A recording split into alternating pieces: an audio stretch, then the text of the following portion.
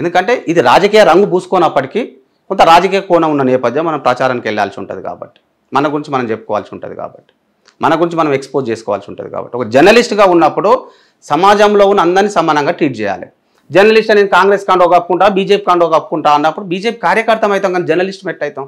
నీ మనసులో ఆ భావన ఉన్నప్పుడు నిజంగా పేదల కోసం నువ్వు ఏం వార్తలు ఇస్తావు నాకు చెప్పాలి. మీరు ఒక జర్నలిస్ట్ చెప్పండి. ఇక దాన్ని నేను విభేదిస్తాను. ఎవరైనా సరే, తీన్మార్ మల్లన్న అయినా ఎవరైనా, ఎస్ తీన్మార్ మల్లన్న కూడా ఎందుకు చేయాలి అట్లా నేను అడుగుతా ఉన్నా. తోడు జర్నలిస్టులు పోతే కనీసం మర్యాద కూడా ఇయ్యారంటారు. మీరు తీన్మార్ మల్లన్న ఇప్పుడు జర్నలిస్ట్గా చూస్తారా, పూర్తిగా మారిన రాజకీయ నాయకుడిగా చూస్తారా? ఆ జర్నలిస్ట్ గా రాజకీయ నాయకుడు రిటైర్డ్ కాని వ్యక్తిగా చూస్తా ఉన్నా నేనైతే. రాజకీయ నాయకుడు అయితే కాదనంటే ఏమన్నట్టు అదే చెప్తున్నా. రాజకీయ నాయకుడు అయితే కాదంటే ఏమన్నట్టు? అదే రాజకీయ నాయకుడు అయితే ఫుల్ ప్లేట్ కాదంటే ఏమన్నట్టు? రాజకీయ నాయకుడు అయితేనేమో పూర్తి రాజకీయంలో ఉండాలి, జర్నలిస్ట్ అయితేనేమో పూర్తి జర్నలిస్ట్ గా ఉండాలి. రెండింటికి మధ్యలో కొట్టుమిట్టాడుతూ ఉన్నాడు. ఆ ఇటాటు ఏంటిది అనేది ఆయన ఇంటర్వ్యూ చేసినప్పుడు అడగాని ఇట్లా రాఘవేంద్ర అనేది ఆయన క్లియర్గా చెప్పి నాకున్న క్లారిటీ ప్రకారం జర్నలిస్ట్ కాదు రాజకీయ నాయకుడు అందామంటే అంత పెద్ద రాజకీయ నాయకుడు కూడా ఏం కాదు నాకు తెలిసి. అంతే ఓపెన్గా చెప్తా ఉన్నా నేను. ఒక జర్నలిస్ట్గా కూడా చెప్తా ఉన్నా, ఒక ఎమ్మెల్సీ అభ్యర్థిగా కూడా చెప్తా ఉన్నా. ఎస్ ఒకటే స్టాండ్ తీసుకోవాలి ఎవరైనా. నువ్వు జర్నలిస్ట్గా ఉంటావా, లేకుంటే ఎమ్మెల్సీ అభ్యర్థిగా ఉంటావా, ఎంపీ అభ్యర్థిగా ఉంటావా? ఇవాళ రాఘవేంద్ర దగ్గర ఫుల్ డబ్బులు ఉన్నాయి, ప్రజలకు పోయి ఓట్లు అడగలుగుతారు. పట్టభద్రుల దగ్గర పోయి డబ్బులు లేవు, డబ్బులు అయిపోయినాయి, ఛానల్ పెట్టిండు, ఛానల్ నడుస్తలేదు. అప్పుడు మీరు కూడా ఒక పార్టీని అండగా తీసుకోవాల్సిన పరిస్థితి వస్తే నేను ఒకటే చెప్తా ఉన్నాను. అదే అంటే మీరు ఎస్ఆర్ తీసుకోవాల్సి వస్తే తీసుకోము. ఎందుకు తీసుకోమంటే బతకడం అంటే ఏంటిది అనేది ఇక్కడ ఒక క్వశ్చన్. బతకడం అంటే ఏంటిది? బుక్కడి పువ్వు ఉంటే చాలు.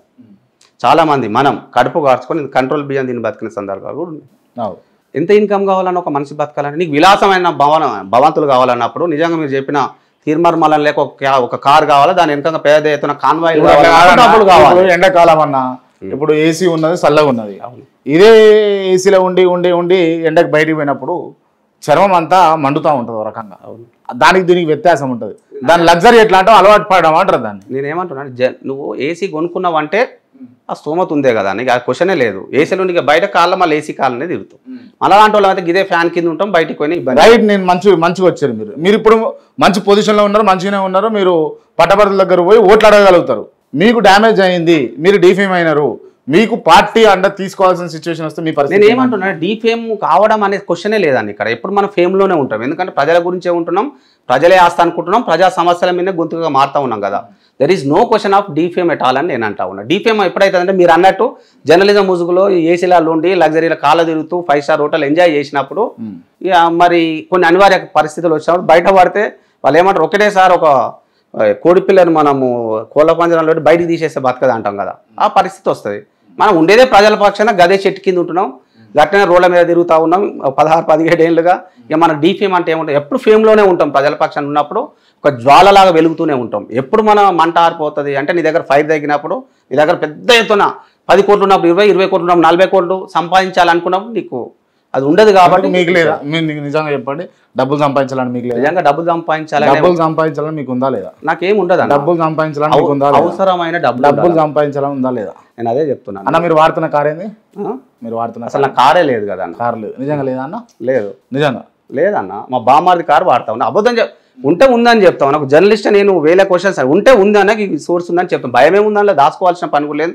ఒక క్లియర్ పేపర్. సరే, మీ బామ్మారి కారు వాడుతున్నారు, అలా డీజిల్ మీ బామ్మారి అయితే పోయిపోయాడు, మీరే పోసుకోవాలి. అవునన్న. ఎంత ఖర్చు అవుతుంది డీజిల్కు? ఇప్పుడు నేను లోకల్ తిరుగుతూ ఉన్నాం. లోకల్ తిరిగితే ఎంత ఒక 500 అవుతుంది అన్న. మన నెలకు ఒక 20,000 25,000 సంపాదిస్తాంగా. ఇప్పుడు ఎన్నికలు అయితే ఇది అందుకే ఇక్కడ నిలబడ్డది కూడా ఏంటంటే షార్ట్ ఎన్నికలే, 20 రోజులు పోరాటం చేయాలి. ఒక 10,000 15,000 20,000 అవుతుంది. నీలాంటి మిత్రుడు నాలాంటి మిత్రుడు మనకి ఇస్తే మళ్ళీ మనం తీర్పుకోవడానికి అవకాశం ఉంటుంది. అదే చెప్తా ఉన్నా. కాన్వాయిలు పెట్టుకోనో పెద్ద పెద్ద కార్లు పెట్టుకోనో పెద్ద హంగామా చేసో మనం తిరగం. కాకుండా ఒక పిలుపునిస్తాం. అన్న నేను ఒక్కని పోతా ఉన్నా, క్రాంతాన్ని వస్తాడా, ఇంకో అన్న వస్తాడా అని పిలుపునిస్తాం. స్వచ్ఛందంగా వస్తే స్వాగతిస్తాం, దండం పెడతాం, మనం ఏమన్నా తిప్పుకొని పోతా ఉన్నాం. ఇంకా అక్కడ క్వశ్చన్స్ డబ్బు ఎక్కడిది అని అడుగుతా ఉన్నది. అంటే ఇప్పుడు అంటే ఏమంటారు, మీరు డబ్బులు లేని రాజకీయం చేస్తూ ఉన్నారు. మీరు డబ్బులు లేని రాజకీయాలే నడవాలి, ఎప్పుడైనా ఎమ్మెల్సీ ఎన్నికల్లో నడవాలని బలంగా వాదించే వ్యక్తిగా నేనున్నా. డబ్బులు ఏమవసరం అన్న అంటున్నా.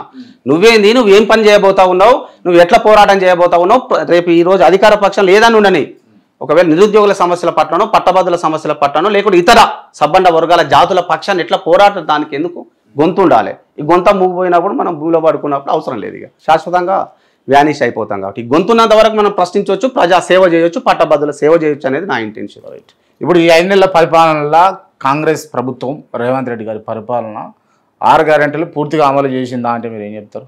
ఇప్పుడు ఒకటే నేనేమంటా ఉన్నా అంటే ఇప్పటికి కూడా అనేక మంది చెప్పిన కాంగ్రెస్ ప్రభుత్వాన్ని కూడా అందరిలాగా తొందరపడి విమర్శిస్తలేను. ఎందుకంటే ఒక 10 ఏళ్ళు ఒక పార్టీ పాలించింది. వీళ్ళు కూడా 6 గ్యారెంటీలు అన్నారు, ఇంకా అనేకమైన గ్యారెంటీలు కూడా ఇచ్చినారు. నిజంగా ఒకటే నేను చెప్తాను, మేనిఫెస్టో చేస్తే అందుకు ఒక చట్టాలను మార్చాలి, పాత చట్టాలను తుంగలో దొక్కాలంటే ఎప్పుడైనా. ఎందుకంటే ఒక చట్టం ఎట్లా రావాలంటే మేనిఫెస్టో నేను నువ్వు రాజకీయ నాయకులు వచ్చి ఏది పడితే అది 6 గ్యారెంటీలు ఇస్తాం 100 గ్యారెంటీలు ఇస్తామంటారు, వాళ్ళు ఒక ఇయ్యరు సావరు. మరి చట్టాలు మారాలి, అప్పుడు మారితే భయం ఉంటుంది మేనిఫెస్టో తయారు చేసేటప్పుడు. వీళ్ళు కూడా 6 గ్యారెంటీలు అన్నారు, ఖచ్చితంగా అమలు చేయాల్సిందే. అమలు చేయని రోజు గత సర్కార్కి ఏదైతే గతి పట్టిందో ఇంకా ఫాస్ట్గా వీళ్ళకి కూడా అదే గతి పడుతుంది. కాబట్టి ఒకటే విజ్ఞప్తి చేస్తా ఉన్నా, నిరుద్యోగ సమస్యను అంతం చేస్తా అన్నారు, టైం ఇద్దాం ఇంకా కూడా.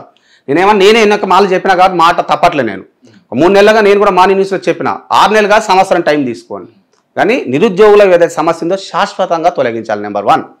నెంబర్ 2 ఏంటంటే తొలగించని పక్షాల్లో మీ పదవులకు రాజీనామా చేయాలి, లేకపోతే చట్టాలను అట్లా మార్చే విధంగా అందరం పోరాడాలనేది నా దృఢ సంకల్పం. అని ఆ దిశగా అయితేనే ఈ సమస్యలు పరిష్కారం అవుతాయి అనేది నా అభిప్రాయం. మీరు రాజకీయాలకు ఫిట్ అవుతారా? నేను రాజకీయాలకు ఫిట్ అవుతాం ఒకటి, కానీ రాజకీయ రంగులకు నేను వ్యతిరేకం. మళ్ళీ డబ్బులు గుప్పాలి ఏమంటారుగా, బీర్ సీసాలు వదలాలి, బిర్యానీలు వదలాలంటే కాదు. రాజకీయం అంటే ఏంటిదన్న, ప్రజల్ని చైతన్యం చేయడం. జర్నలిజం అంటే నేను ఏమంటే జర్నలిజానికి రాజకీయానికి చాలా దగ్గర అవినాభావ సంబంధం ఉంది. నవేడేస్ రాజకీయాలు మారడం